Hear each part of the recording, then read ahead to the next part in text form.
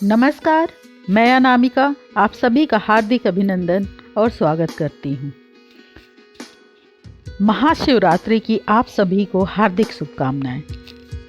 महाशिवरात्रि आ रही है तो भगवान शिव और माँ पार्वती के विवाह की कथा न हो, ऐसा हो सकता है भला?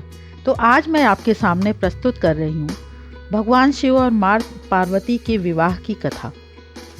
माता सती को ही पार्वती, दुर्गा, काली, गौरी, उमा, जगदम्बा, गिरजा, अम्बे, शेरावाली, शैलपुत्री, पहाड़ा वाली, चामुंडा, तुलजा, अंबिका आदि नामों से जाना जाता है।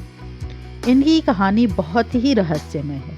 यह किसी एक जन्म की कहानी नहीं है, जन्मों और कई रूपों की कहानी है। राजा दक्ष की पुत्री माता सती जब अग्निकुंड में सती हो गई थी तो उसके बाद उन्होंने हिमालय के राजा हिमावान और रानी मैनावती के यहाँ जन्म लिया।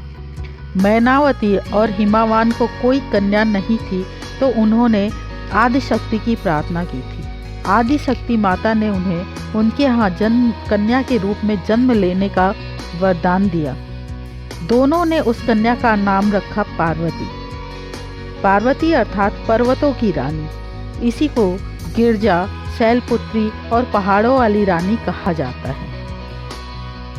माना जाता है कि जब सती के आत्मदाह के उपरांत विश्व शक्तिहीन हो गया, उस भयावह स्थिति में त्रस्त महात्माओं ने आदि शक्ति देवी की आराधना की। तारक नामक दैत्य सबको परास्त कर त्रैलोक्य पर एकाधिकार जमा चुका था।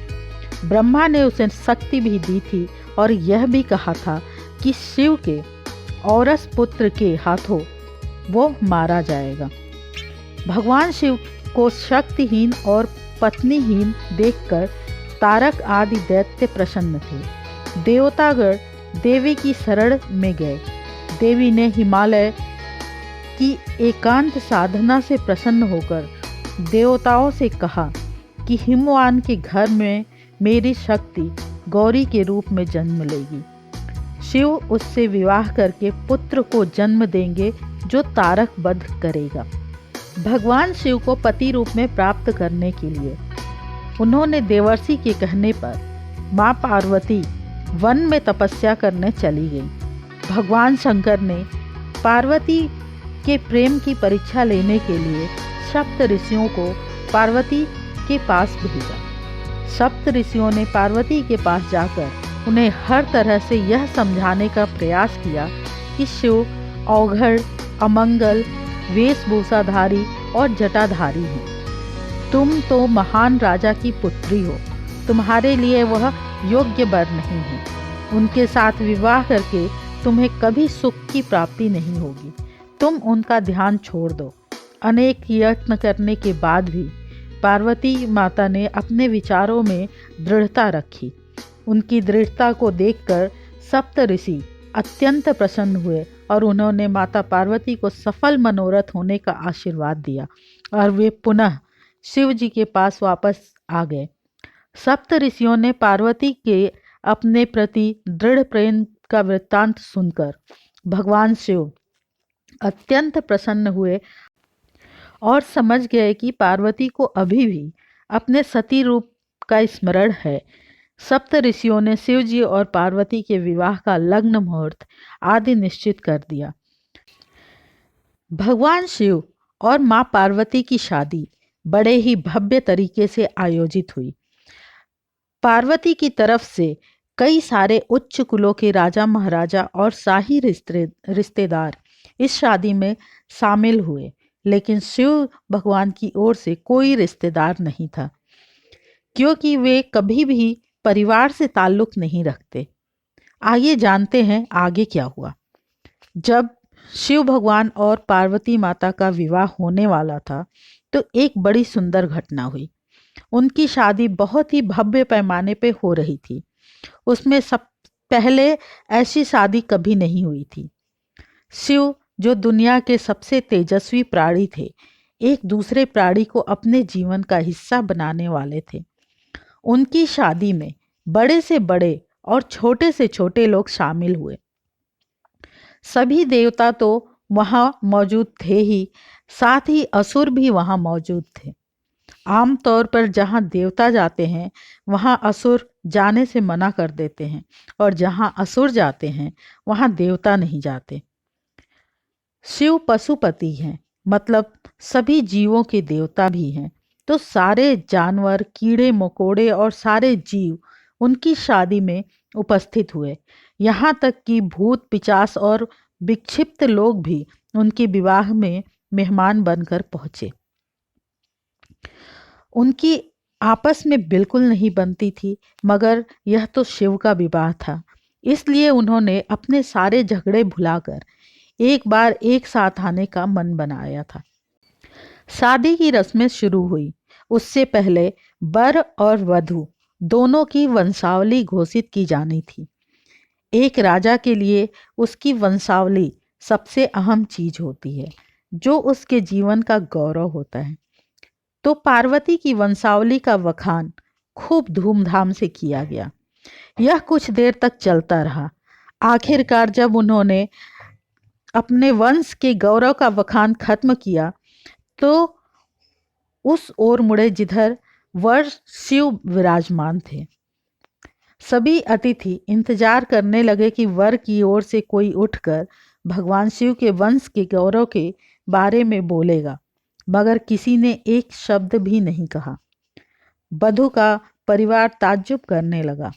क्या उसके खानदान में कोई ऐसा नहीं जो खड़े होकर उसके वंश की महानता के बारे में बता सके? मगर वाकई कोई नहीं था। वर के माता पिता, रिश्तेदार या परिवार से कोई वहां नहीं आया था, क्योंकि उसके परिवार में कोई था ही नहीं। वह सिर्फ अपने साथियों गणों के साथ आए थे, जो विकृत जीवों की तरह दिखते थे। वे इंसानी भाषा तक नहीं बोल पाते थे और अजीब सी बेसुरी आवाजें निकालते थे। वे सभी नशे में चूर और विचित्र अवस्था में लग रहे थे। फिर माता पार्वती के पिता पर्वतराज ने भगवान शिव से अनुरोध किया, कृपया अपने वंश के बारे में कुछ बताइए। शिव कहीं शून्य में देखते हुए चुपचाप बैठे रहे। वह न तो दुल्हन की ओर देख रहे थे, न ही शादी को लेकर उनके मन में उत्साह नजर आ रहा था। वह बस अपने गढ़ों से घिरे हुए बैठे रहे और शून्य को घूरते रहे। वधू पक्ष के लोग बार बार उनसे यह सवाल पूछते रहे, क्योंकि कोई भी अपनी बेटी की शादी ऐसे आदमी से नहीं करना चाहेगा जिसके वंश का अता पता न हो। उन्हें जल्दी थी, क्योंकि शादी के लिए शुभ मुहूर्त तेजी से निकला जा रहा था।